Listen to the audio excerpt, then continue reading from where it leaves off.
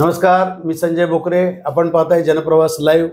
आज आपल्या स्टुडिओत आले देशातले एक प्रख्यात असे जर्नलिस्ट असोसिएशन ऑल इंडियाचे अध्यक्ष अशोक भाऊ वानखेडे उर्फ टायगर. आज ते कसं आहे, देशात टायगर म्हणून ते प्रसिद्धी पावलेले आहेत सध्याच्या काळामध्ये, आणि ते आज आपल्या स्टुडिओत आलेत. त्यांना आपण देशातली नक्की परिस्थिती काय आहे, आज विविध चॅनलवर, यूट्यूबवर, डिजिटल मीडियात सगळीकडं वेगवेगळे विचार, वेगवेगळी मतं येत आहेत. पण खरोखर आज भारतातले की जी महत्त्वाची राज्य आहेत त्या ठिकाणी स्वतः अशोक भाऊ वानखेडे हे स्वतः फिरून आलेत आणि ते अजूनही फिरत आहेत. आज महाराष्ट्रामध्ये आलेत आणि पुण्यामध्ये ते आलेले आहेत. त्यांचं मी मनापासून स्वागत करतो.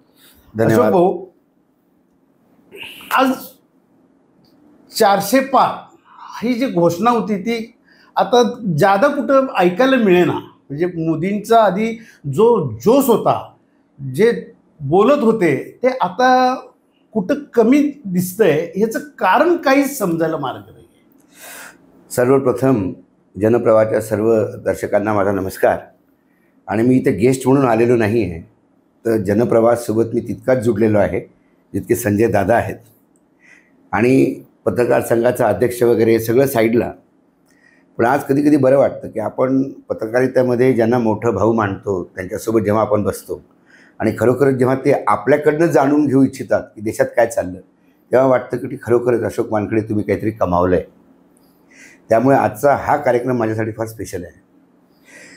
जर तुम्ही दादा जो प्रश्न विचारला 400 पार काय असतं, राजकारणात नेहमी प्रत्येक राजकीय दल आपल्या कार्यकर्त्यात जोश भरण्यासाठी काही नारे देतो. त्याला इंग्लिशमध्ये वॉर क्राय म्हणतात.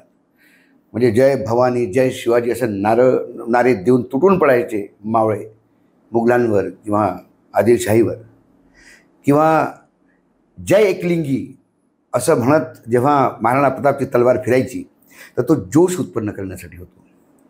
आणि भारतीय जनता पार्टी ही 24/7 इलेक्शन मोडमध्ये असते. त्यामुळं अबकी बार 400 पार. पण आश्चर्य काय वाटलं यावेळेला, ह्या घोषणा बाहेर असतात, आपल्या पार्टीच्या संमेलनामध्ये असतात किंवा इकडे तिकडे असतात. पहिल्यांदा लोकसभेच्या सदनामध्ये पंतप्रधान जेव्हा म्हणतात की यावेळेला आम्ही 370 पार येणार आहे आणि मग एनडीए आमचा 400 पार येणार आहे, तर माझा सिंपल प्रश्न होता BJPच्या काही लोकांना, कारण रोज वार्तालाप तर होतोच. मी त्यांना म्हटलं 370 तुम्ही आणि 400 एनडीए, म्हणजे तुमच्या एनडीएमध्ये 38 घटक दल आहेत. त्यातले जर तुम्ही बाहेर निघाले तर 37मध्ये तुम्ही फक्त 30 सीट दिल्या. तर तुमचं खरोखरच एनडीए गठबंधन आहे की हे जे तुमचं एवढं मोठं कुनबा तुम्ही पाळून ठेवला त्यात काही तथ्य आहे? तर ते थोडे बघणे. म्हणजे आम्ही असं म्हणालो की बाई 370चे आम्ही मागं पुढे जरी झालो तर मग मी दुसरा प्रश्न विचारायचो, 303 ज्या तुमच्याकडे आता आहेत सध्या त्या तुमच्या ठेवा. असं मानू की 2024मध्ये सगळं रिपीट होणार.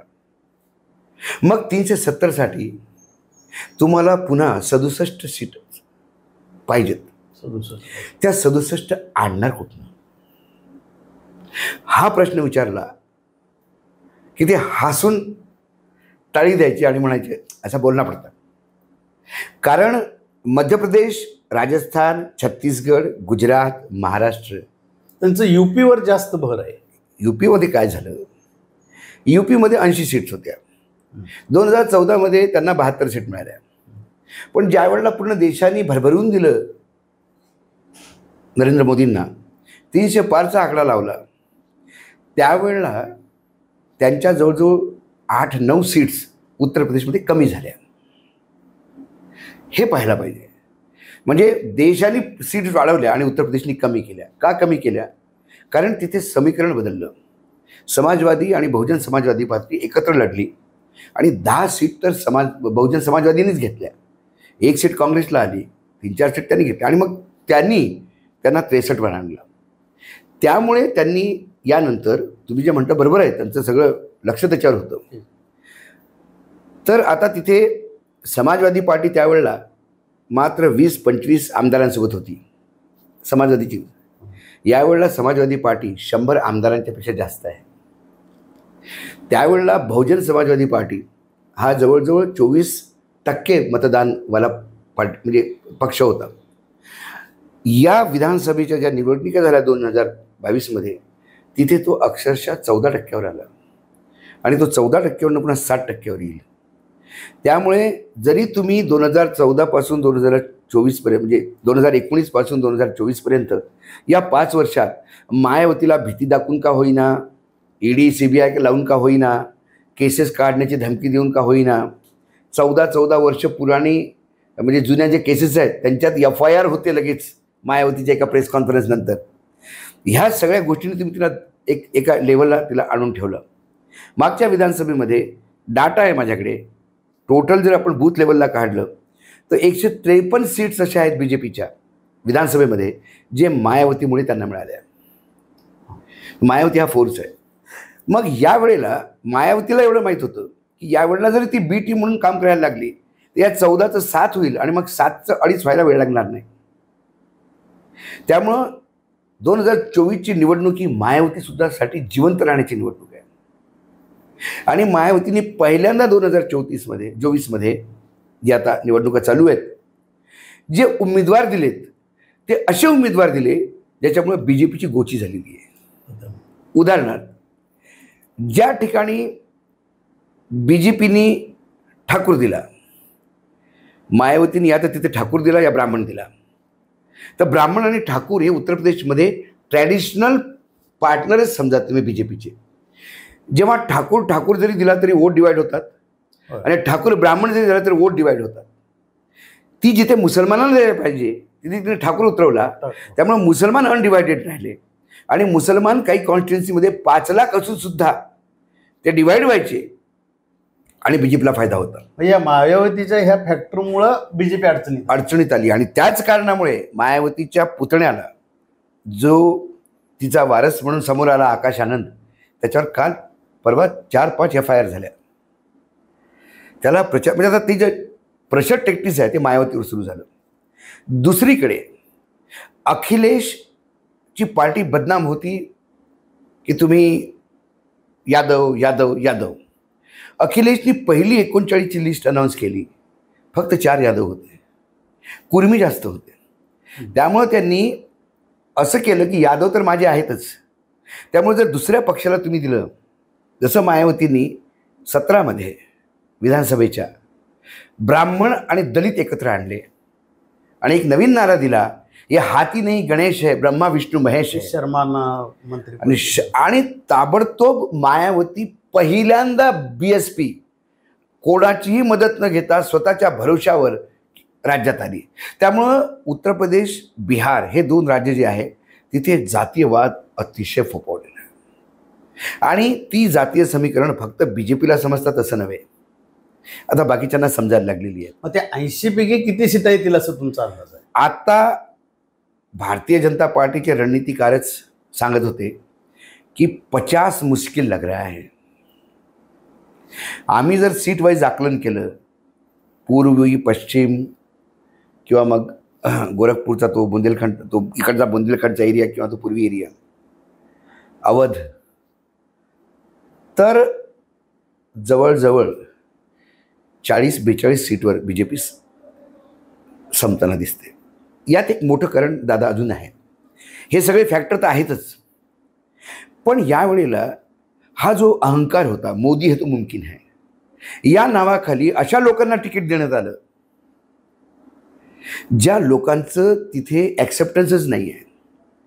त्यामुळं पहिल्यांदा उत्तर प्रदेशमध्ये असं झालं की दिलेल्या उमेदवाराला इतका भाजपाने विरोध केला की पत्र लिहिली पंतप्रधानांना की जर हा उमेदवार दिला तर 400 पार कसं होईल, ह्या कुठला हा माणूस आणला. म्हणजे इतर राज्यात भाजप अंतर्गत असंतोष आहे, तसं UPमध्ये पण बघायला मिळाला. भयानक. आणि तो उदाहरण सांगतो तुम्हाला, आणि ते उदाहरण याच्यासाठी क्योंकि महाराष्ट्राला ते नाव नवीन नाही आहे. महाराष्ट्र के गृहराज्यमंत्री कृपाशंकर सिंग होते, आता तो ठाकूर आहे. त्याचं पूर्ण आयुष्य आणि पॉलिटिकल करिअर महाराष्ट्रात झालेलं आहे, पण त्याचा जन्म कुठे झाला? जौनपूरला. यावेळेला त्यांनी भाजपचं तिकीट घेतलं जौनपूरला. तू तू जौनपूरला फक्त माझा जन्म झाला म्हणून मी जातो. कर्मभूमी तुझी कुठे आहे? कर्मभूमी महाराष्ट्र आहे. जन्मभूमीत तुम्ही आता तिकीट मागायला आला आणि तिथे एक बाहुबली ठाकूर जो हेवीवेट होता आणि तो बहुतेक BJPला मदतही करू शकला असता, परंतु तो योगीचा माणूस असल्यामुळे त्याला जेलमध्ये टाकण्यात आलं दिल्लीच्या आदेशावर आणि तो जौनपूर जेलमधनं त्याला बरेलीच्या जेलमध्ये टाकण्यात आलं. तो इतका नाराज झाला आणि तो तिथे त्याचं फार मोठं प्रस्थ आहे त्या जौनपूरमध्ये. तो लोकांना मदत करतो. जेलमधनं सुद्धा लोक त्याला सांगतात की माझ्या मुलीचं लग्न आहे, तर मुलीच्या लग्नाची व्यवस्था करतो. BSPने त्याच्या बायकोला तिकीट दिलं. हा, ही पॉलिटिक्स. त्याच्यासमोर कृपाशंकर सिंग पाचोळ्यासारखा उडतो. ही एक उदाहरण दिलं मी, कारण कृपाशंकर सिंग हा महाराष्ट्राला माहीत आहे म्हणून. बाकी असे शेकडो उदाहरणं पूर्ण भारतात सापडतात. मध्य प्रदेश असेल, राजस्थान असेल, आता परवा त्यांनी 3 राज्यात सरप्राईज केलं. मोदींनी यश मिळवून दाखवलं. तुमचे अंदाज सगळ्या मीडियाचे वगैरे होते त्यात मी रेकॉर्डवर सांगतो तुम्हाला. छत्तीसगडचं जेव्हा पहिल्या फेजचं वोटिंग झालं तेव्हा मी माझ्या कितीतरी प्रोग्राममध्ये म्हटलं की छत्तीसगड मुझे लगता है की अब तकलीफ में आ गया. कारण छत्तीसगडच्या पहिल्या ज्या 20 सीट होत्या त्या ट्रायबल बेल्टच्या होत्या आणि त्या 20 पैकी 20 काँग्रेसकडे होत्या. आणि होतं काय, तुम्ही इतके दिवस पत्रकारितामध्ये आणि काही गोष्टी तर तुमच्याकडनं आम्ही शिकलो की अधिकाऱ्यांकडनं कशी माहिती काढून घ्यायची. हे तुमचं त्या अधिकाऱ्यांचं जे नेटवर्क आहे दादा, म्हणजे खरोखरच मानण्यासारखं आहे महाराष्ट्रात तरी. तर अधिकाऱ्यांना फार जवळचा असणारा एक उद्योगपती होता तिथे. काही उद्योगपतींचे बिझनेस असतात, अधिकारी त्यांना ॲट होम राहतात, ते इन्व्हेस्टही करतात, ते सगळे त्यांचं असतं. त्याचा मला फोन आला.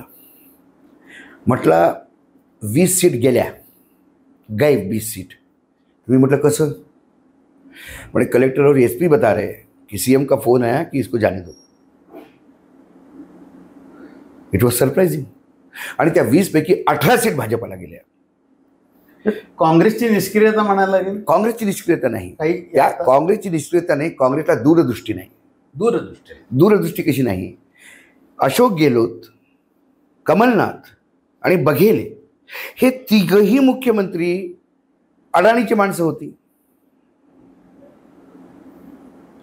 तिघांनाही गॅरंटी नव्हती की जिंकून आलं तर तेच मुख्यमंत्री बनतील. तिकडे सचिन पायलट डोकं काढत होता, तिकडे सिंगदेव डोकं काढत होता, इथे दिग्विजय आपल्या मुलासाठी कपडे शिवून बसला होता. या आपाधापीमध्ये ते प्रकरण इतकं चिघळलं की अशोक गेहलोतचं आणि राहुल गांधींचं सीट चेंज करण्या म्हणण्यावरनं अक्षरशः भांडणं झाली. आणि त्यानंतर राहुल गांधी गेले नाही प्रचाराला राजस्थानमध्ये. ज्या 20-22 सीट चेंज करायचं म्हणत होते ते त्या डिपॉझिट जप्त झालं काँग्रेसचं. तसंच मध्य प्रदेशमध्ये कमीत कमी 25 सीट विकल्या गेलेल्या होत्या. उज्जैनची सीट जेव्हा डिक्लेअर झाली, आम्ही म्हटलं या सीटला काही डिपॉझिट जप्त आहे. पण आता लोकसभेचा आपण विचार करतोय. या आत्ताच्या 2024च्या निवडणुकीमध्ये मध्य प्रदेश, राजस्थान या आणि कर्नाटक या इथं फटका बसेल भारतीय जनता पक्ष? नाही, फटका बसणारी राज्य महाराष्ट्र आहे, उत्तर प्रदेश आहे, बंगाल आहे, बिहार आहे आणि कर्नाटक आहे. महाराष्ट्र म्हणजे मध्य प्रदेश, छत्तीसगड आणि राजस्थान मी याच्यासाठी घेतलं त्यांना. मग गुजरात पण घेऊ शकता तुम्ही. त्याच्यात ही 4 राज्य जी आहे तिथे म्हणजे खरचटला जाईल BJP, मोठा घाव लागणार नाही. छत्तीसगडमध्ये 12 सीटपैकी 11 सीट नेहमी BJP घेते. मागच्या वेळेला 2 सीट काँग्रेसचा हायेस्ट स्कोअर छत्तीसगड निर्माण झाल्यापासून 2चा आहे. तर यावेळेला काँग्रेसला 3री सीट जरी आली तर 50% राईज आहे, 4थी सीट आली तर डबल आहे. त्यामुळं 11 सीटमधनं 4 गेल्या तरी 7 BJPकडे राहतात. त्यामुळे त्या 4 सीटचं नुकसान म्हणजे 2च सीटचं तसं नुकसान आहे. मागच्या वेळेला त्यांच्याकडे 2 होत्या, काँग्रेसकडे 4 झाले, तर 2 सीटचं नुकसान. तर ते म्हटलं, मी म्हटलं त्याला खुर्च्या निकल गया. मध्य प्रदेशमध्ये ज्या हिशोबाने मध्य प्रदेश सध्या चाललं आहे आणि खास करून काँग्रेस ज्या हिशोबाने मध्य प्रदेशमध्ये आहे त्या हिशोबाने असं वाटलं होतं आम्हाला की यावेळेला सुद्धा 29 पैकी 28 BJPला मिळणार. कारण कमलनाथ आपली सीट काढेल, स्वतःच्या मुलाची आहे तर. मग त्यांनी दिग्गीराजाला उतरवलं. दिग्विजय सिंग उतरल्यामुळे तो सीट काढेल, 2 सीट झाल्या. मग कांतीलाल भुरियाची सीट रतलामवाली ती निघताना दिसते. मंदसौरमध्ये दिलीप गुज्जार त्यांनी पसीना फोडला. मग मी सतन्याला गेलो. सतन्याची सीट अशी निघते केकसारखी, कारण तिथे त्यांनी उमेदवार दिला, तो चौथा टाईम आहे, म्हातारा झाला, त्याला लोक शिव्या घालतात. आणि काँग्रेसने तो उमेदवार दिला की ज्या खासदाराला तुम्ही आमदारकीसाठी लढवला आणि ज्या आमदारांनी त्याला हरवला. बिलकुल पुण्यासारखी स्थिती आहे. पुण्यामध्ये कसब्यामध्ये जिंकलेल्या आमदाराला यांनी तिकीट दिलं, पण समोर जो आहे तो कसब्याचाच हारलेला उमेदवार असता तर काय झालं असतं. तशी त्या सतन्यामध्ये स्थिती आहे. सतन्याचं वारं त्या रिवामध्ये वाहतं. रिवा एक सीट बिघडताना दिसते. म्हणजे पाहता पाहता मध्य प्रदेशमध्ये 8 सीटवर काँग्रेसची आशा जगली. त्या 8 सीटपैकी 4 जरी आल्या तरी काँग्रेसला 3 सीटचा फायदा आहे आणि यांना 3 सीटचं नुकसान आहे. म्हणजे 3 म्हणजे काही म्हणून म्हणून चालू. मग तुम्ही राजस्थानमध्ये या. राजस्थानमध्ये जेव्हा विधानसभेचे इलेक्शन झाले तेव्हा 11 अशा विधानसभेच्या इलेक्शनमध्येच 11 अशा लोकसभा क्षेत्र होते जिथे काँग्रेसचं मत जास्त होतं BJP-पेक्षा. त्यामुळे त्या 11 सीटपैकी कमीत कमी 4-5 सीट जरी आल्या आणि तिथे त्या 5 येणार कशा. ते 5 याच्यासाठी येणार की तोच पुन्हा मूर्खपणा की हम करे सो कायदा, आम्ही म्हणतो ना याला निवडून द्या. हा जो लोकांना भाजपा आम्ही इतक्या वर्षापासून पाहत होतो. भाजपामध्ये कधीही दिल्लीमध्ये कोणीही यायचं नाही.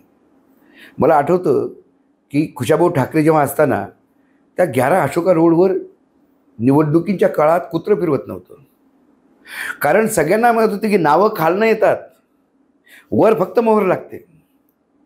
आता BJPमध्ये सगळ्यांना कळलं की.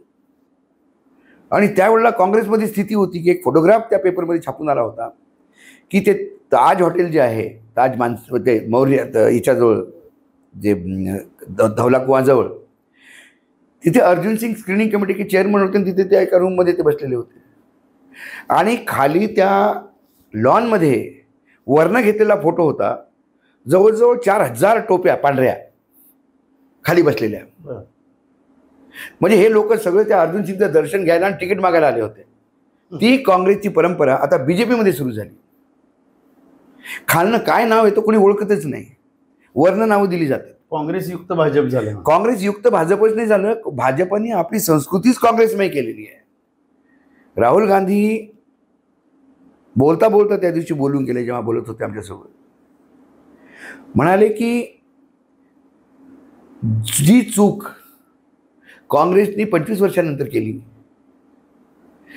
ती चूक BJPनी 5 वर्षातच सुरू केली करायला. मी म्हटलं काय.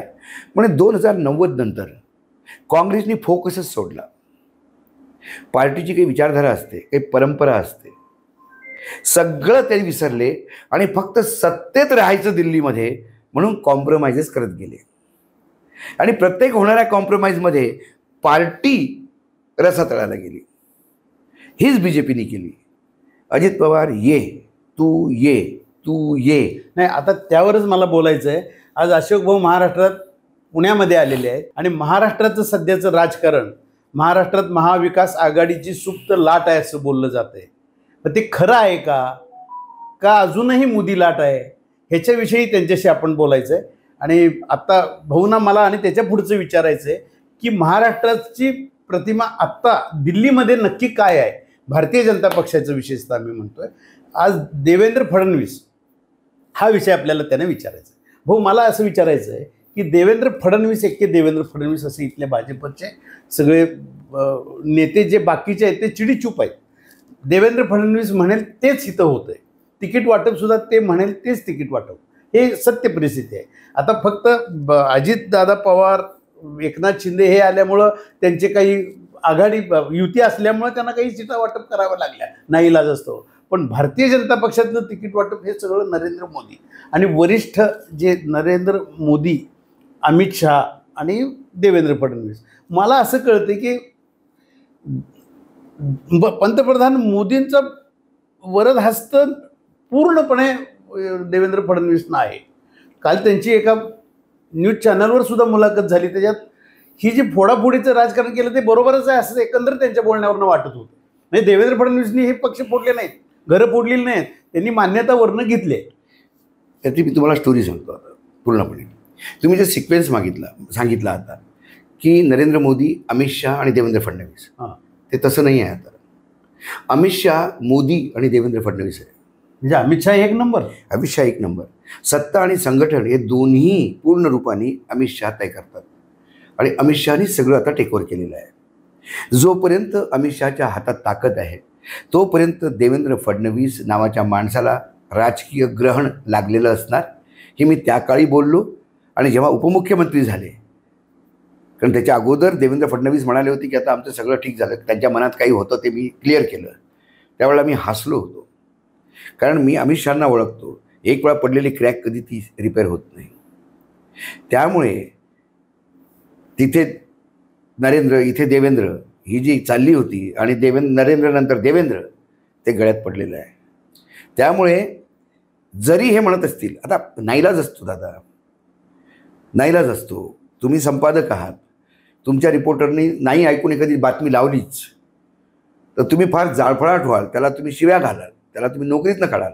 पण बाहेर बोलताना हा मी त्याला हो म्हणालो होतो असं म्हणावं लागतं. मग उद्या इथं महायुतीला फटका बसला महाराष्ट्रामध्ये, आता तुम्ही बसणारच म्हणताय, मग देवेंद्र फडणवीस यांचा काय रोल असेल? यांचा काही रोल नसेल. देवेंद्र फडणवीस राजकारणात, आम्ही दिल्लीमध्ये कितीतरी लोक पाहिले दादा, असं तो उठणारं ते राजकारणातलं व्यक्तिमत्व एका निवडणुकीमध्ये असा रसा तळाला जातो. आणि खास करून क्षेत्रीय असलं तर मोठमोठे नेता पाहिले आम्ही, त्यांना असं ग्रहण लागून 2 मिनिटात ते समाप्त झालेले असतात. आणि तू नाही तर कोणी यावर सही, तिथे महाराष्ट्रात कमी थोडी आहेत लावणारे. आणि जसं इंदिरा गांधीचं राजकारण असायचं की ती राज्यातल्या 4 नेत्यांना समोर उभं करायची, सगळ्यात एकामेकात कॉम्पिटिशन लावायची, ताकी कोणीही दिल्लीला कधी चॅलेंज द्यायचं नाही. तेच अनुसरण यांनी केलं. देवेंद्र फडणवीसला उचलवा, त्याच्यासाठी नितीन गडकरीला घरी बसवायचं आहे. मग देवेंद्र फडणवीस जास्त करत असेल त्याला तावडेचं ग्रहण लावा. ते सगळं चालू असताना एकाएकी चंद्रकांत दादांना महत्त्व मिळतं. चंद्रकांत दादांचा तर अक्षरशः भाजपा तो क्रायसिस मॅनेजर म्हणून उपयोग करतात. चंद्रकांत दादांच्या जरा वर जास्त गाठीभेटी झाल्या की रात्री हे लोक झोपणं बंद करतात, झोपच येत नाही. दादा एकदा संघातनं गेलेले, दादांचे अमित शहाशी फार चांगले संबंध. आणि चंद्रकांत दादांची एक खासियत आहे, ते तोंडावर बोलतात.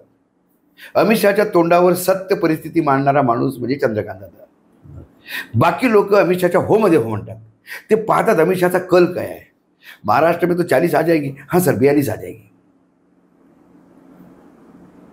त्यामुळं आपल्याला देवेंद्र फडणवीसांचं महाराष्ट्रातलं जे वर्चस्व आहे काय नाही, वर्चस्व नाही. देवेंद्र फडणवीस दिल्लीमध्ये 0 आहेत. पण नंतर आता महायुतीला फटका बसला तर देवेंद्र फडणवीसांनी मागच्या विधानसभेमध्ये पार्लमेंटरी बोर्डमध्ये सगळे बसले असताना देवेंद्र फडणवीसांची दिलेली पंतप्रधानांना लिस्ट, पंतप्रधान पार्लमेंटरी बोर्डमध्ये आले आणि त्यांनी अशी लिस्ट दिली की हे महाराष्ट्राची लिस्ट आहे. आणि ती सगळीच्या सगळी लिस्ट देवेंद्र फडणवीसनी दिली होती. त्यावेळेला देवेंद्र फडणवीसनी ही ग्वाही दिली होती की आपण स्वतःच्या भरोशावर सरकार बनवू. पण ईडीचं नोटीस आलं, वातावरण बदललं आणि BJP 106 थांबली. जर देवेंद्र फडणवीस स्वतःच्या भरोशावर सरकार बनवलं असतं तर देवेंद्र फडणवीस येणाऱ्या वेळेचा पंतप्रधान होता. राजकारणात एक चूक कारणीभूत पडते. एक पानिपत झालं आणि पूर्ण हिंदुस्थानचं इतिहास बदलला. तर ते त्याच्यासाठी पानिपत होतं. आणि ते पानिपत कोणी करवलं हेही सांगतो मी तुम्हाला. जेव्हा शरद पवार यांना नोटीस दिली, कुठल्या केसमध्ये नोटीस दिली, कशाच्या भरोश्यावर नोटीस दिली? कारण मुंबई हायकोर्टचा जो निकाल होता एका केसमध्ये कोऑपरेटिव्हच्या, त्यात त्यांनी जी 107 नावं दिली होती त्यात शरद पवारांचं नाव नव्हतं. परंतु ज्यांनी रिट पिटिशन फाईल केली होती त्यांनी त्या रिट पिटिशनमध्ये म्हटलं होतं की याचं पूर्ण हे जे भ्रष्टाचार झालेला आहे याचं किंगपिन जो आहे तो शरद पवार आहे. पण कोर्टाने मानलं नाही ते. पण त्या रिट पिटिशनच्या नावावर ईडीने नोटीस दिली. कोणी द्यायला सांगितली? मी ईडीच्या अधिकाऱ्यांना म्हणजे माझी इतके दिवस दिल्लीत आहे, माझी ओळख आहे. ते म्हणाले हम तो जूते खा रहे हैं। मोदी जी हमें डांट रहे कि क्यों नोटिस दिया, और नोटिस नहीं देते तो छोटा डांटता। पवार साहेबांनी भांडवल केलं ना त्यासोबत. हे BJPमध्ये ज्यांनी नोटीस दिलवली त्याला हे माहीत होतं, कारण त्याला BJP 100च्या आत आणायची होती, कारण त्यांना देवेंद्र फडणवीसांना मुख्यमंत्री बनू द्यायचं नव्हतं. ही दिल्लीच्या राजकारणातली घाणेरडी वस्तुस्थिती आहे. इथे तुम्ही काही म्हणा, किती भाषणं द्या, रॅली करा आणि आपल्या समर्थकांना काही ठोकणाऱ्या मारा, ओरिजिनल वस्तुस्थिती ती आहे. म्हणजे आत्ता तुम्ही इतर राज्यातलं जसं सांगत आला तसं महाराष्ट्रात 48 सीटा आहेत, त्याच्यापैकी नक्की किती येतील महायुतीला? सिंगल डिजिट म्हणतो, 10च्या आत. विदर्भातलं सांगतो तुम्हाला, 10 विदर्भात सीट्स आहेत. 10 झालेत. एक गडकरींची सीट ती टप मानल्या जाते, ती सोडली तर 9 सीटवर साफ आहे युती. त्यानंतर तुम्ही मराठवाड्यात या, 9 सीट्स आहेत मराठवाड्यात. टप्पे तर झालेले, टप्पे सोडत नाही, मी तर रिजन वाईज सांगतो. मराठवाड्यात तुम्ही पाहता, मराठवाड्यात गोपीनाथ मुंडेच्या मुलीची जर सीट सोडली, ती पण आता ती मुंडे आहे, वंजारी समाज आहे म्हणून ते शेवटी धक्का मारून का होईना ती निघाली तर निघाली. बाकी 8ही सीट सबसेल तोंडावर पडणारे आहेत. पश्चिम महाराष्ट्र, माझ्यापेक्षा मी तुमच्याकडनं पश्चिम महाराष्ट्र सांगतो, 10 सीट आहेत. हां, 10 मध्ये 1-2 असं म्हणतात. 2 तुम्ही देता, 2 आम्ही देतो, 4 झाल्या. कोकणमध्ये काय स्थिती आहे? कोकणमध्ये गीताही जिंकतो आणि तो राऊतही जिंकतो. कोकणमध्ये भयावह शिवसैनिक उद्धवचा पेटलेला आहे, आणि नेता जरी गेले तरी जनता सोबत नाही, हे लक्षात यायला पाहिजे. हे लक्षात नरेंद्र मोदींच्या आलेलं आहे. म्हणून उद्धवसाठी प्रेम TV 18च्या, म्हणजे आता बरं वाटलं मला की सगळे जे आजकाल पंतप्रधान इंटरव्ह्यू देतात ते प्रश्न पहिलेच जातात, विचारला जातात. पण एक TV 9 मराठीमध्ये त्यांनी कुठेतरी मराठीची अस्मिता बाळगली आणि 3 प्रश्न असे विचारले की तुम्ही तानाशाह आहात का, हे ते. आणि हे प्रश्न बहुतेक असहज करून गेले असेल पंतप्रधानांना, पण त्यांनी मग ते जे जमाजमी करून ते पत्रकारांना तर भेटायला चालू म्हणाले. भलेही तुम्ही गोदी पत्रकारांना भेटा. आम्ही तर त्यांना एवढंच सांगितलं होतं की अशोक वानकडे तुम्हाला हात जोडून वेळ मागतो, फक्त इलेक्ट्रॉल बॉन्डवर, आणि फक्त 3 प्रश्न विचारणार. 3 प्रश्नानंतर मला उपप्रश्न विचारण्याची, सप्लिमेंटरी ज्याला म्हणतो, तेवढा अधिकार द्या साहेब, आपण बोलूया. पण ते आम्हाला, कारण आम्हाला पत्रकार ते मानत नाही, आम्हाला ते देशद्रोही मानतात आणि देशद्रोह्यांसोबत ते बोलत नाही. तर एकूण जर चित्र पाहिलं तर मुंबईमध्ये काय आहे, मी मुंबईच्या पत्रकारांना जेव्हा विचारतो की जे वर्षानुवर्ष तिथे इलेक्शन करतात, ते म्हणतात मुंबईमध्ये एक पियुष गोयलची सीट आली तर आली युतीकडे, बाकी सगळा सुपडा साफ आहे. कोकणमध्ये नाही आहे, UP तिथे 1 सीट आहे, तुम्ही इथे 2 देता, 3 झाल्या. 1 विदर्भात देतो, 4 झाली. 1 मराठवाड्यात देतो, 5 झाली. आता खानदेशमध्ये जर अजून 2 सीट आल्या तर 7 झाल्या. हे 10च्या आतमध्ये आकडा नाही तर काय आहे? आणि ही जी महाराष्ट्राची स्थिती सांगतो तुम्हाला, एक अजून मी सगळ्या म्हणजे बंगालपासून सगळीकडे मी फिरत आहे, भाषण देण्याच्या अनुषंगाने का होईना, पत्रकारितेच्या नाही, एक गोष्ट लक्षात येते, निवडणूक राजकीय पक्ष लढत नाही आहेत. यावेळेला निवडणूक जनता लढते. आम्ही जेव्हा सगळीकडे ते अनुभव यायला लागला, त्या नेत्यांचं ऐकायला तयार नाही. म्हणजे जे सामान्य माणूस, तो आंबे विकणारा रस्त्यात, मी त्याला लातूरला विचारलं, आता तुला काय म्हटलं की म्हणलं पंतप्रधान येऊन गेले, मोदी येऊन गेले. म्हणे हो येऊन गेले ते, म्हणे ते फक्त गांधी परिवाराला शिव्या देते म्हणे, आणि त्यानं असं केलं, त्यानं असं केलं, पण तुला काय केलं हे सांगायला कोणी तयार नाही. आता ते म्हणतात की पाण्याचा प्रश्न लातूरचा फार मोठा आहे, म्हणे 90,000 करोड रुपये पाहिजे, आणि ते फक्त मोदी साहेबच देऊ शकतात. अरे मग 10 वर्षात का नाही केलं? 10 वर्षात व्हायला, तुमच्याकडे 10 वर्ष खासदार होता, 10 वर्ष तुमचं डबल इंजनचं सरकार होतं, तुम्ही का नाही केलं? अशी कुठली योजना आहे की जी केंद्राने दिली आणि राज्य सरकारने म्हटलं की आम्ही नाही करायचं? आणि तो तेलंगणा एवढं छोटं राज्य आहे दादा, अहो नीती आयोगाने पैसा नाही दिला, नीती आयोगाने सांगून केंद्राने पैसा नाही दिला, तर जगातली सर्वात मोठी वॉटर लिफ्टिंगची योजना त्या माणसांनी आपल्या भरोश्यावर केली. महाराष्ट्र सर्वात जास्त रेव्हेन्यू देतं, आणि पंतप्रधान काय म्हणाले कि विलासराव देशमुख ने यहाँ पे ट्रेन से पानी पहुंचाया था, मैं आपको ट्रेन की फैक्ट्री दे रहा हूं. अरे ट्रेन की फैक्ट्री नहीं चाहिए, पानी चाहिए. आज मला सांगा, इथं महायुतीला फटका बसला, एकनाथ शिंदेंच्या म्हणाव्या तशा सीटा आल्या नाहीत, अजितदादांच्या म्हणाव्या तशा सीटा आल्या नाहीत, तर हे महायुतीमध्ये काही गडबड होण्याची शक्यता वाटते तुम्हाला? कारण विधानसभा निवडणुका 5 महिन्यावर, मला वाटतं की मग का त्याच्या आधीच राष्ट्रपती राजवट वगैरे हे आणते? राष्ट्रपती राजवट करण्याचा प्रश्न आहे, पुन्हा आता उद्धव ठाकरेच्या पाया पडण्याचा प्रश्न सुरू होईल. त्याच इंटरव्ह्यूमध्ये आमचा मित्रचा ज्यांनी प्रश्न विचारला, त्यांच्याच इंटरव्ह्यूमध्ये पंतप्रधानांनी हळूच दरवाजा खोलला उद्धव ठाकरेंसाठी, की माझं फार प्रेम आहे, उद्धव कधी संकटात आला तर मी धावून येतो. अरे तूच संकट आहे उद्धवसाठी. त्याच्या बायकोच्या फ्लॅटपर्यंत तुम्ही पोहोचले, त्याच्या सासरवाडीत तुम्ही पोहोचले, त्याच्या मुलाला तुम्ही हत्यारा. नंतरच्या काळात काही फार मला नाही वाटत. आता काय झालं दादा, इतका विस्तव गेलेला आहे. मग आता अजित पवार सुद्धा, मला अजित पवारचं जे नेचर आहे तुम्ही जास्त ओळखता, अजित पवार राजकीय संन्यास घेऊ शकतो. काय करणार, जाणार कुठे? म्हणजे त्यांची एकही सीट आली नाही तर संन्यास घेतील, घ्यावं लागेल. काय करणार? अजित पवार संन्यास घेतील हे फार मोठं स्टेटमेंट. नाही, काय करणार? वापस जाणार शरद पवारांकडे. पण शरद पवार त्यांना परत घेतील सुद्धा? नाही घेणार. एकत्र आता फारच विस्तव गेलेला आहे. खास करून पहाटेची शपथ तुम्ही बघितली, परत उपमुख्यमंत्री पहाटेची शपथ हा प्री प्लॅन्ड होता. पहाटेची शपथ चालू असताना तुम्ही शरद पवारांची बॉडी लँग्वेज पाहा ना. ते म्हणाले सरकार आमचं बनतंय, घेऊ दे शपथ. म्हणजे तसं आता काही होणार नाही. असं काही होणार नाही. ते पहाटेच्या शपथीचा तो एक नाटक होतं. अजित दादा हे राजसन्यास घेतील असं भाऊंचं स्टेटमेंट नाही, कारण अजित पवारांचं जी नेचर आहे ती कोणाच्या पायात लोळण घेणारी नव्हे. ते तिथनं उपमुख्यमंत्री पदाचा राजीनामा देऊन आले तर इथे मुख्यमंत्रीच झाले, उपमुख्यमंत्रीच झाले. त्या ताकदीनंच ते झाले. त्यामुळं त्या माणसाचा जो ओरा असतो, अर्थात ते पराभूत झाले तर पराभूत 4ही सीटवर एक जरी सीट आली तर मग कुठेतरी एक धगधगती असतं की म्हणजे त्याला एक तरी भरोशावर. 4ही सीट गेला तर करणार काय? तुमचं व्हेर आर यू देन? म्हणजे विथाऊट शरद पवार तुम्ही शून्य आहात, ते साबित झालं. आणि मग जर तुम्ही शून्य असला तर मग राजकारणात काय करता? म्हणजे एकंदर आता नरेंद्र मोदी हे पंतप्रधान बनणार नाही असं तुमचं. तुम्ही अजित पवारांच्या भाषणातल्या काही क्लिपिंग पहा. ते बारामतीमध्ये म्हणाले, तुमचं काम आहे निवडून देणं, तुम्ही जर दिलं नाही तर मी कशाला तुमच्यासाठी मरू, मी आपला व्यवसाय पाहिल ना. हा, त्यांनी एक स्टेटमेंट आहे त्यांचं. तर ही ती भावना असते. आणि एकनाथ शिंदे तर VRS वरच होते. त्यांच्या आयुष्यात त्यांना पूर्व मुख्यमंत्री, भोपू मुख्यमंत्री हे लावून घ्यायचं होतं. त्याच्यात ते समाधानी आहेत. त्यांचा मुलगा मागे पुढे BJPचा सदस्य होऊन तिथे तिकीट काढेल.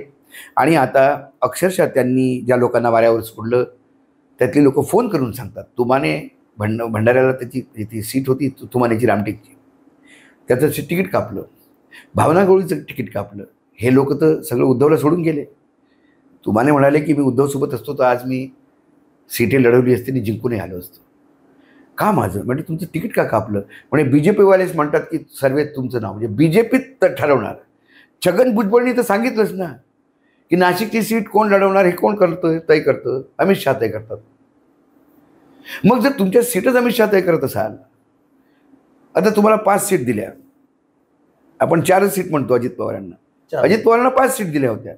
त्या जानकरची जी सीट होती ती अजित पवारच्या खात्यातली होती. म्हणजे तुम्ही 5 घ्या आणि त्यातली 1 सीट आम्ही म्हणाल त्याला द्या.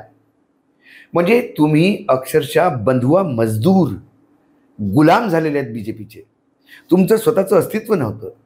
शरद पवारची विचारधारा कमीत कमी मला तरी त्या शरद पवारांच्या भ्रष्टाचारापासून सगळं कधी पटलेलं नाही आहे. आणि आम्ही नेहमी शरद पवारांना अपोज करत आलो. पण शरद पवारांनी कमीत कमी एक केलं, महाराष्ट्राची अस्मिता विकली नाही.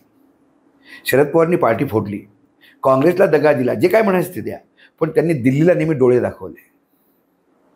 आणि जेव्हा जेव्हा दिल्लीला गेले ते आपल्या टर्म्सवर गेले. तुम्ही दिल्लीला आपल्या टर्म्सवर गेले का? जर नाशिकची सीट ते सांगतो की नाही समीर नाही लढणार, छगनला लढवा. काय कुठे महाराष्ट्र नेऊन ठेवला तुम्ही? 48 सीट आहेत. त्यामुळे सर्वात जास्त जर या देशातल्या राजकारणात मोठं परिवर्तन आलं तर ते परिवर्तन यावेळेला महाराष्ट्रातनं होईल. दुसरा झटका त्यांना युपीमध्ये लागेल, बिहारमध्ये तिसरा झटका, आणि शेवटचं last nail in the coffin ज्याला म्हणतात तर बंगाल काम करेल. पश्चिम बंगालमध्ये आता 18 त्यांच्या 18 आहेत. आता किती येतील असं? 8 झाल्या तर इज्जत राहिली असं आपण मानू. कारण काय आहे, संदेश खाली हा भारतात मोठा विषय असू शकतो, पण तिथे मिळते याला जरूरतपेक्षा जास्त मोठं केलं. हां, माझं असं म्हणणं आहे संदेश खालीमध्ये ज्या स्त्रियांसोबत शोषण झालं ते निषेधार्थ आहे आणि महिला मुख्यमंत्री असताना केलाच पाहिजे आणि त्याच्यासाठी ममताला आम्ही धारेवर धरणारच. पण तो ममताचा गुन्हा जर मणिपूरपासून बाकी ठिकाणी होणारा व्यभिचार, तो रेवण्णाचा व्यभिचार, त्या रेवण्णांनी तर रेकॉर्ड केलं हो, त्याचाही निषेध 3000 क्लिप. आणि इथे जर 4 बायांचा झाला किंवा मणिपूरमध्ये जर काही शेकडो बायांवर अत्याचार झाले, इथं तर 600-700 बाया आहे ज्यांचं शारीरिक शोषण होतंय. ती मोलकरीण रडत म्हणते की अरे मी तुझ्या वडिलांची तुमची सेवा केली रे, लहानपणापासून तू मला पाळलं, काय करतोस माझ्यासोबत. ह्या व्याभिचाराला सोबत ठेवता तुम्ही. आणि आता भाजपा म्हणतात आमचं काय घेणं देणं त्याच्यात, तुमचा घटक दल आहे तो. जर स्टॅलिनच्या मुलांनी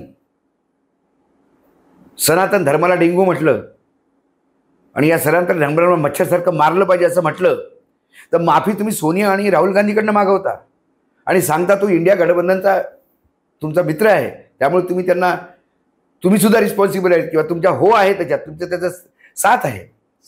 जर स्टॅलिनच्या चुकीवर त्यांनी माफी मागावी तर त्या रेवण्णाच्या व्यभिचारावर तुम्ही का नाही. राजकारण आहे म्हणजे एकूण आता राम मंदिर वगैरे हे विषय काही परिणाम होईल अशी अवस्था नाही असं तुमचं. दादा, राम मंदिरांचं कसं आहे, आम्ही सिव्हिक्स एक नागरिकत्व म्हणून जो विषय असायचा त्यात एक चॅप्टर होता, wants are recurring, they are never satisfied असं म्हणायचं.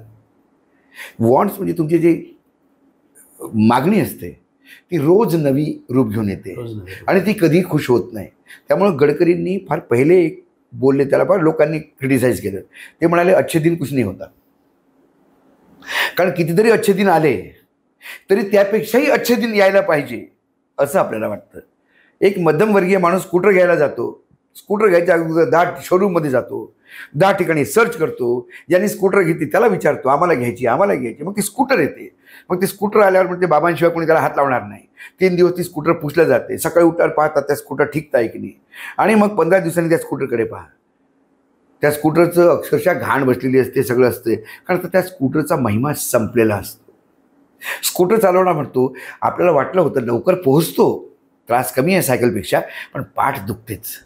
कारमध्ये कसं असं बसावं लागतं. त्याची वॉन्ट जी आहे आता ती कारची झालेली आहे. रामलला रामलला आता आले, पुढे काय, what next. So the wants are recurring. त्यामुळे राम हा इश्यू नाही आहे. म्हणजे आता हे सगळं बघितल्यानंतर एनडीएच्या सीटा टोटल किती येऊ शकतील असं वाटतंय तुम्हाला. उत्तर प्रदेशमध्ये पहिल्या 2 फेजमधलं इलेक्शन आणि 3ऱ्या फेजमध्ये आता होणाऱ्या ज्या निवडणुका आहेत त्यात होणारी घट, मतदानाचा घट, संघातले लोक बहुमतापर्यंत ते जाऊ शकतात, सवालीने उठतात प्रश्न. मी पहिले 200 ते 235 मानायचो, आता 130 ते 230 म्हणजे 180 ते 230 असं मी मानायला लागलो. आणि एनडीए म्हणजे घटक सगळं घटक पक्षाची मी तुम्हाला सांगितलं अवस्थाच तुम्ही सांगितलं. घटक पक्षामध्ये 38 मध्ये 14 पक्ष असे आहेत ज्यांचा एकही लोकसभा एकही राज्यसभा, बाकीचे सगळे 1-1-2-2 1-1-2-2 वर आहेत. त्यामुळे सर्वात जनता पक्ष हेच महत्वाचं, तेच महत्वाचं आहे त्यांच्या. आता त्यात घटक दल कुठले आहेत 2, एक एकनाथ शिंदेचा शिवसेना, ते 13 मध्ये 3ही आणू शकत नाहीत. आणि दुसरी गोष्ट तुम्हाला जनता दल युनायटेड, तो नितीश कुमार तुमच्यासोबत किती दिवस आहे नितीश कुमारलाही माहित नाही, आताच ते नाराज आताच नाराज आहेत ते, त्यामुळे तेही सोडा. मग तुमच्याकडे जे ट्रॅडिशनल घटक दल होते, ओरिजिनल शिवसेना आणि अकाली दल, वर्षानुवर्ष दादा तुम्ही पाहत आलेल्या आहेत निवडणुका, बिना शर्तीनी या दोन्ही राजकारणी आणि शिवसेनेनी यांनी पालख्या वाहिल्या बीजेपीच्या. तुम्ही स्वतःच्या भरोशावर सत्तेत आल्या आल्या तुम्ही त्यांना असं टाकून दिलं, त्यांना खायचा प्रयत्न केला. राजकारण असं नसतं आणि सगळ्या गोष्टी सारख्या नसतात. काँग्रेसला 400च्या पेक्षा जास्त मिळाल्या होत्या, त्या काँग्रेसला आपण 46वर येताना पाहिलं आणि भाजपाचे फक्त 2 असताना मी पाहिलं. त्या 2 नंतर भाजपा कुठे गेली, आज 300वर गेली. हे राजकारणात दिवस पलटत असतात. तरी सुद्धा 200 जरी भारतीय जनता पक्ष झाला तर वाजपेयींनी कसं सगळ्यांना एकत्र करून सरकार चालवलं आणि भारतीय जनता पक्षाचे एक स्टोरी आहे दादा, तुम्हाला जर वेळ असेल तर मी तुम्हाला सांगतो. एक करोडपती होता, त्यांनी एक कुत्रा ऑस्ट्रेलियातनं आणला, अतिशय प्रेम करायचा. 30-40 लाख रुपयाचं कुत्र्याचं ब्रीड असतं. आता कळलं आम्हाला की कुत्रे मांजरे पण 40-40 लाखाचे असतात. त्याने तो कुत्रा आणला आणि त्याला आपल्या रूममध्येच त्याचं व्यवस्था केली, बेडरूममध्ये, आणि तो कुत्र्याला फार प्रेम करायचा आणि कुत्रे त्याच्यावर फार प्रेम करायचे. कुत्रा आजारी पडला. त्यांनी त्या डॉक्टरला बोलावलं, दाखवलं. त्यांनी सांगितलं की याचा इलाज होऊ शकत नाही, याला ती लाइलाज बिमारी आहे. त्याला वाटलं का फडतूस डॉक्टर आहे. 4 लोकांचं ओपिनियन घेतलं, ते सगळे म्हणे तसंच आहे. त्यानंतर तो राष्ट्रपती भवनातल्या त्या व्हेटरनरी हॉस्पिटलला गेला, का सर्वात मोठं हॉस्पिटल आहे ते. तिथे त्यांनी सांगितलं हाच रोग आहे, याचा इलाज नाही. मग म्हणे आता मी कसं वाचवू याला. म्हणे साहेब जर्मनीमध्ये एक डॉक्टर याच्यावर रिसर्च करतायत, तुम्ही त्याला भेटा. आणि तो संयोगाने येतोय पुढच्या आठवड्यात मुंबईला एका सेमिनारसाठी. मग यांनी लगेच चार्टर्डनी कुत्र्याला घेऊन गेला, एका मोठ्या 5 स्टार हॉटेलमध्ये परमिशननी कुत्र्याला वर ठेवलं, त्याचे लाखो रुपये फीस दिली आणि त्याला बोलावलं. तो डॉक्टर आला, त्यांनी चेक केलं. तो म्हणला की तुमच्या इंडियन डॉक्टरनी खरंच सांगितलं त्याला हाच रोग आहे. तो म्हणे पण याचा इलाज नाही. म्हणे अरे साहेब तुम्ही याच्यावर रिसर्च करता. तो म्हणे हां मी रिसर्च 3 वर्षापासून करतो आहे, पण त्या रिसर्चला अजून ब्रेकथ्रू मिळालेला नाही आणि मला ब्रेकथ्रू कधी मिळेल सांगता येत नाही. पुढच्या आठवड्यात मिळू शकते, अजून 3 वर्ष लागू शकतात आणि या कुत्र्याचं मला जास्त आयुष्य दिसत नाही. तर मग म्हणून मी आता काय करू. तर तो म्हटला प्रे द गॉड, देवाची प्रार्थना करा.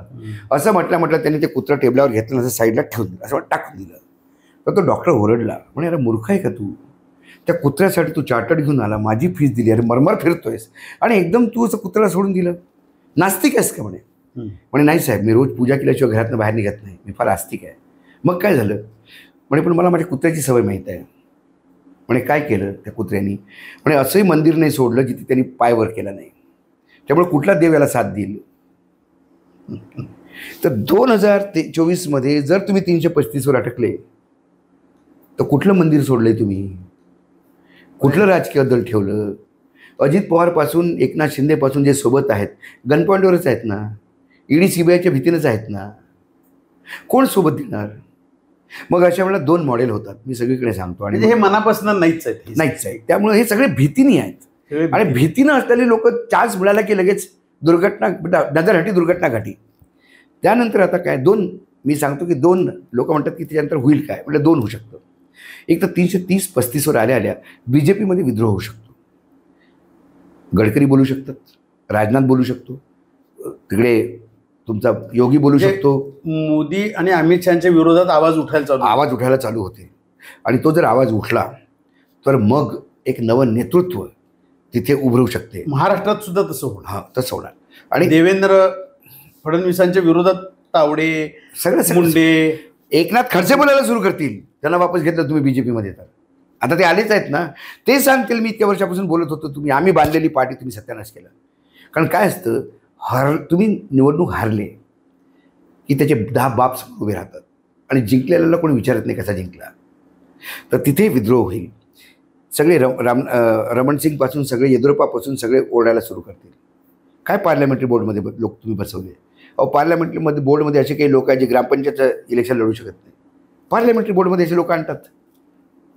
तुम्ही असे मुख्यमंत्री उचलून आणले की ज्यांचा कोणी ओळखत नाही, लोक एकामेकाला विचारतात कोण मुख्यमंत्री बाबा हा. कारण तुम्हाला वाटतं की आम्ही जे करू ते पूर्व दिशा. तुम्हाला जे लोक आहेत ज्यांनी त्या पार्टीला पाळलं, त्या पार्टीला मोठं केलं, त्या प्रदेशामध्ये आपलं आयुष्य घातलं, 3 पिढ्या घातल्या त्यांनी. तर वसुंधराची तिसरी पिढी आहे ही BJPसाठी खपती आहे. तुम्ही त्यांना मिठासारखं उचलून ठेवलं. काय त्यांचे कार्यकर्ते नाही, त्यांचा जनमानस नाही. तिकडे सुशील कुमार मोदी आहेत बिहारमध्ये.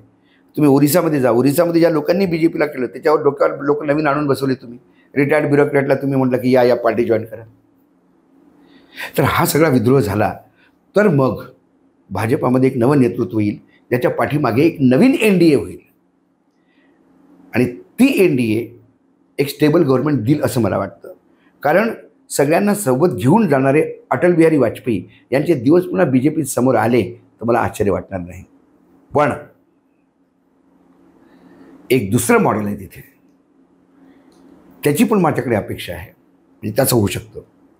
230वर सर्वात मोठी पार्टी असल्यामुळे आणि भाजपात विद्रोह नाही झाला तर राष्ट्रपती त्यांना सरकार बनवायला बोलवेल.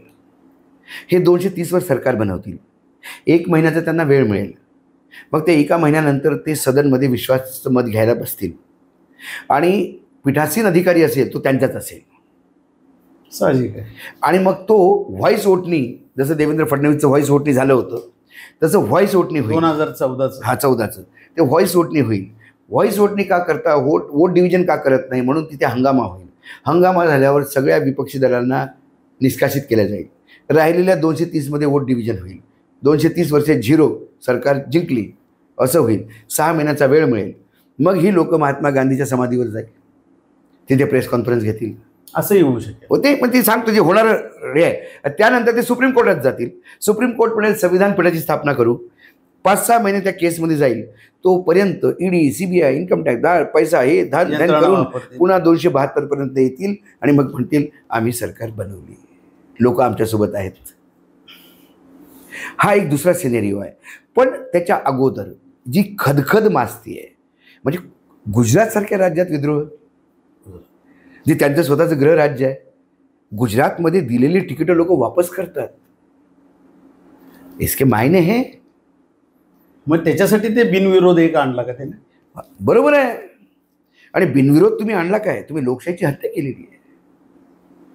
इंदोरमध्ये तर सुमित्रा महाजन ज्या 8 वेळा जिंकून आल्या त्या म्हणाल्या की असं का नको व्हायला पाहिजे होतं. म्हणजे अंतर्गत तिथंही भारतीय जनता पक्षामध्ये धुसफूस आहे. धुसफूस आहे. ही मंडळी आहेत. प्रत्येक पार्टीमध्ये ओरिजिनल भाजपामध्ये संघ भाजपा, मोदी भाजपा हे 2 गट आहेत. त्यानंतर बाहेरून आलेली भाजपा, महाराष्ट्रासारख्या ठिकाणी तर खूप भाजपा आहे, भेळच आहे आपल्या इथे. ओरिजिनल भाजपामध्ये मोदी भाजपा, संघ भाजपा 2 झाले. त्यानंतर NCP भाजपा, काँग्रेस भाजपा, शिवसेना भाजपा, मनसे भाजपा.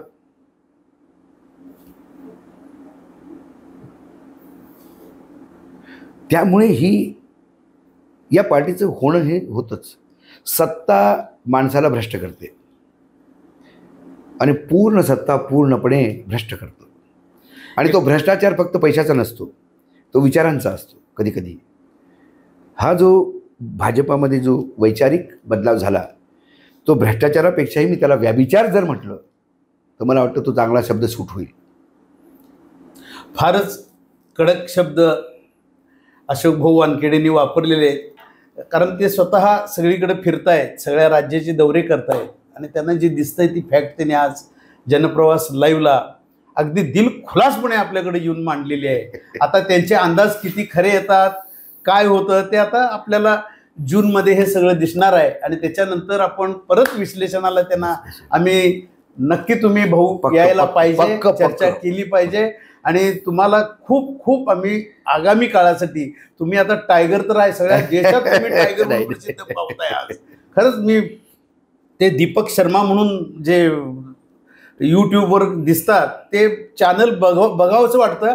आणि त्याच्याही पेक्षा तुमचं न्यूज लॉन्चर आज जी विविध वाहिन्या आहेत, आता मी कोणावर टीका करणार नाही, गोदी मीडिया वगैरे असलं काही मी बोलणार नाही, परंतु आज जे सामान्य पब्लिक आहे ते मात्र न्यूज लॉन्चर हे तुमचं आवर्जून बघतात, अगदी आवर्जून बघतात. आणि तुम्ही दिलखुलास बोलत असतात, सगळ्या विषयावर चर्चा करता आणि चांगल्या शब्दात तुम्ही बोलता. जिथे काँग्रेस चुकतं, काँग्रेसलाही आम्ही लढतो, अखिलेशलाही आम्ही घेरतो, काँग्रेसलाही घेरतो. त्यांनी चुका केल्या तर आम्ही संदेश खालीला आम्ही फार म्हणजे वाईट बोललो आम्ही की म्हटलं ती स्त्री आहे, तिला कळायला पाहिजे भाई.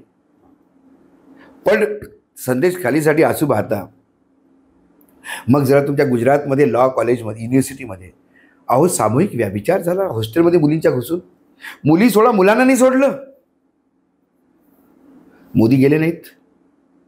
BHU मध्ये एका मुलीवर भाजपाच्याच नेत्यांनी बलात्कार केला, कोणी बोलायला तयार नाही. ते 4 लोक सापडल्यावरही त्यांच्यावर अरेस्ट नाही झाले, कारण ते मध्य प्रदेशमध्ये इलेक्शनमध्ये काम करत होते.